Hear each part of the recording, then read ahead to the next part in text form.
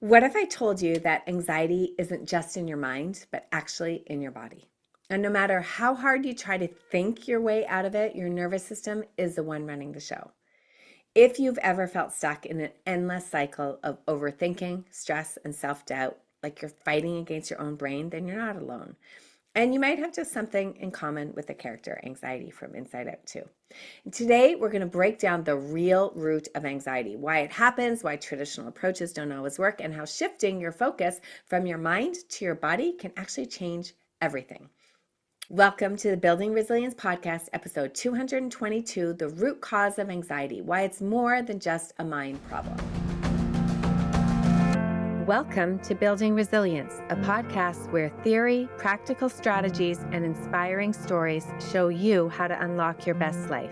I'm your host, Leah Davidson. As a certified life coach, speech-language pathologist, and nervous system resilience expert, it is my mission to teach you how to be more resilient to life's adversities. I will show you how to manage your mind, befriend your nervous system, process your emotions, and even eliminate stress. It's time to do more than just survive. It's time to thrive. Let's get started. Hello, everybody. Welcome back to the Building Resilience Podcast. Now, a few weeks ago, my family and I were at Disneyland in California, and we got to visit Inside Out, I guess what you call it, the area or playground. And of course, I had to go pick up some merch. I love the movie, including this t-shirt featuring none other than Anxiety from Inside Out 2. So if you're listening on the podcast, head over to YouTube. You can actually see the t-shirt. Super cute. I absolutely love the movie. I especially love the character of Anxiety. So she's new to Riley's mind as she enters her teenage years. As Riley becomes a teenager, anxiety comes along with some other emotions. And she tries really hard to keep Riley safe. But in doing so, she ends up taking over and sidelining all of the other emotions like joy and sadness and anger and fear and disgust. And anxiety's goal is to protect Riley, to make sure that she fits in and doesn't get hurt. But instead, what happens is she floods Riley with self-doubt and overthinking and pressure and intensity. Does this sound familiar? Because I think a lot of us can relate to Riley in this movie. So anxiety isn't the bad guy. It's not the villain. Anxiety, she's just trying to help. But when she runs the show, when she's driving your car, things can get out of balance. And suddenly what can happen is we can feel overwhelmed and stuck and really like we're losing a sense of who we really are when anxiety completely takes over. So that's why I wanted to create this episode and one other episode airing next week, all about unpacking anxiety. Why anxiety isn't just in your mind, it's actually in your body. That's what we're going to talk about today.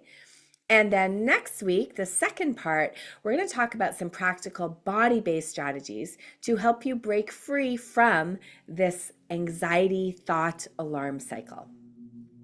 If you have ever felt like anxiety is in charge of you, running your headquarters, driving your car, this is the episode that you're going to want to pay attention to. And I want to offer that along with this episode, make sure that you go get my guided journal. It is available on Amazon.com and .ca. You won't find it under my name though. It is under my brand, Resilient Brilliance. And what I want to offer is scroll down to read some of the reviews on Amazon. You will see that people with anxiety are sharing how helpful the journal is. And that's because the journal, the main focus is on nervous system care. Your nervous system, main communication, how the brain and the body communicate. And so it incorporates a lot of body-based strategies in the journal. And of course, if you find the journal has been helpful or you do like it, please make sure that you too leave a review or feedback on Amazon. The link to purchase the journal is in the show notes, both Amazon.com and .ca.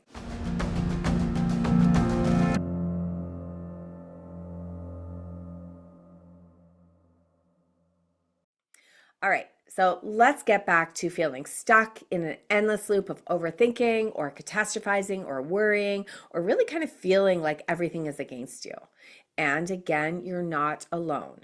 If you've ever tried therapy or thought work, mindset work, or even medication and still feel anxious, I really want you to know it's not because you're broken. It's because anxiety isn't just a mind problem. It is actually a body problem. So the real root, the real cause of anxiety, traditional approaches often fall short. Anxiety, we're going to talk about how it's stored in the body, not just in the brain. How your nervous system, it actually plays a huge role in whether you feel safe or anxious. And we're also going to talk about why you can't think your way out of anxiety, no matter how much effort you put in, no matter how hard you try. And then next week, I'm going to be talking about the practical tools that you can use to help heal and befriend anxiety from the body up.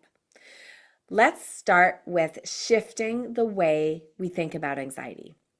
Now, for decades, we've been told that anxiety is caused by genetics or a chemical imbalance.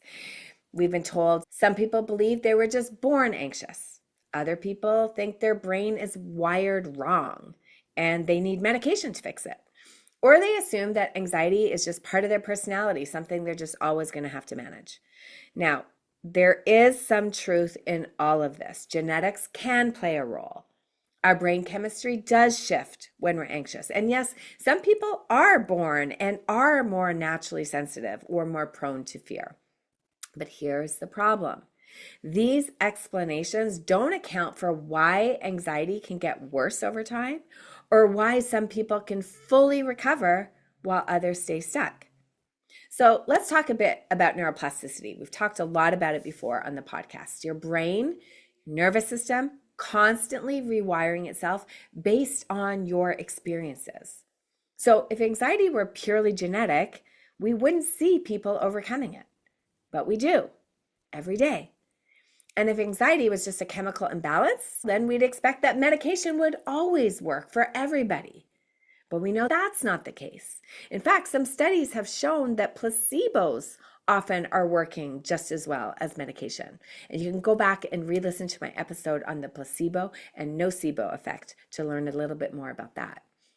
So if anxiety isn't just about our genes, it's not just about our chemicals, what is it really about? Well, let's talk about what's really happening when you feel anxious. Now, most people think anxiety starts in the mind, racing thoughts, worries, negative self-talk. It makes sense. This is what we hear, like the ticker tape running through our brain. But what if I told you that these anxious thoughts are actually a symptom, not the cause? Because the real issue is your nervous system. Your brain and your body constantly communicating with each other. Remember, that's essentially what the nervous system is. It's a constant communication. Our body uses something called interoception, which is the body's way of telling the brain what it's feeling. So when we interocept, we get in our body and we pay attention. We take an inventory. What's going on in my body? Interoception is my ability to feel my breathing, my heart rate, my dis-ease in my body. A lot of the communication that happens is through something called the vagus nerve, which is a largest cranial nerve, a collection of nerve fibers. Vagus, because it wanders through the body. It is a cranial nerve that wanders, has branches to the face and the heart and all the way down to the core. Now, here's something super interesting about the vagus nerve, which you've probably heard me say before because it is so important to understand. It is bidirectional. 80% of the communication between your brain and your body goes up from the body to the brain. And only 20% goes from the brain down to the body. That's how it's divided. So what does this mean? Well, it means that your brain is taking a lot more cues from the body than the other way around. If your body is in a state of stress, your brain is going to create anxious thoughts to match that state. So what do I mean by this? Let me break it down a little bit more. So if your nervous system is dysregulated, if it is stuck in a survival state, which I call team hyper aroused, activated state, fight or flight, team hypo, shutdown state. It depends. Dysregulation can be different for all of us. But if we're stuck in one of these dysregulated states, your brain is going to assume that something is wrong, because it doesn't know why you feel unsafe. It just knows that your body is sending signals of danger. And then your brain does what brains do best. It starts scanning for reasons why you feel the way you do. And this is where the anxious thoughts come in. your brain is going to start saying, well, maybe I'm feeling this way because there is a deadline approaching. And maybe it's because of that horribly embarrassing thing you did yesterday. Or maybe it's because something bad is going to happen in the future. So your brain starts creating these thoughts to explain the danger signals coming from your body. This then creates a cycle. It's like a vicious cycle. The more anxious you feel in your body, the more anxious your thoughts are going to be, and the more anxious your thoughts are going to be created by your brain. And this is why mindset work alone will not always work for anxiety, because you can't just think positive thoughts or reframe your beliefs if your nervous system is stuck in a survival mode. You have to start with your body. So the cognitive approach that often we have taken, therapy, journaling, positive affirmations, they don't always work for anxiety. Now, I'm not saying that they're not good. You know, I am a huge advocate for things like journaling and coaching and therapy and positive affirmations. But in isolation, the cognitive approach is only working on the brain. We already know about the 20/80 thing going on. So have you ever tried to calm down just by telling yourself everything's fine, there's nothing anxious about? Yeah, maybe it helps for a period of time, but what happens is the body is like, yeah, I hear what you're saying, but this just still doesn't feel safe. Your body is like a lie detector. You can tell it something, but your body is always going to win by telling the truth. It doesn't feel safe. So when your nervous system is dysregulated, your rational brain, your prefrontal cortex, your CEO, as I call her, where all those executive functions are, the thinking skills, that part of your brain that understands logic actually gets shut down when you're in a dysregulated state. Let's go back and talk about why that happens. Well, your nervous system constantly scanning, safety, danger, safety, danger. When you're in safe mode, you're in that home base. I call it team resilient. This is where you can think properly. Your CEO's online. You can problem solve, process your emotions in a very healthy way, have compassion and curiosity, all those good things. But when you're dysregulated, when you're in survival mode, in team hyper or team hypo, your body is really focused on one thing, getting you to safety. It wants to help you survive. So then your CEO, which is responsible for logic and reason, it goes offline because all the resources are needed for your survival. You don't really need to have compassion and to think and to problem solve. No, it's like, sorry, all resources have to come back and have to focus on your survival. So if you have ever felt like you just can't think straight when you're anxious or when you're overwhelmed, that's not just in your head. It literally is how your brain is wired. And that's why the solution to anxiety isn't just about changing your thoughts. It is about working with your nervous system to create a sense of safety in your body. When you create that safety, when 80% of the signals are communicating back up that you are safe, now your CEO can get involved. Now we can start looking at your thoughts and your perspectives and really start processing all those emotions in a very healthy way.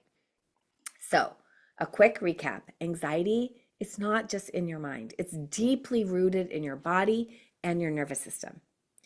Your brain takes the majority of its cues from your body, which is why anxious thoughts are often a reaction to a dysregulated nervous system.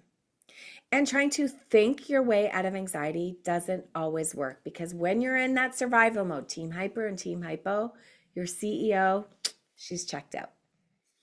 So, what do we do about all these things? That's exactly what we're going to talk about on next week's episode. I'm going to walk you through some practical body-based strategies to help you regulate your nervous system, which will help you finally start shifting out of anxiety. I hope you found this helpful, and I will see you next time.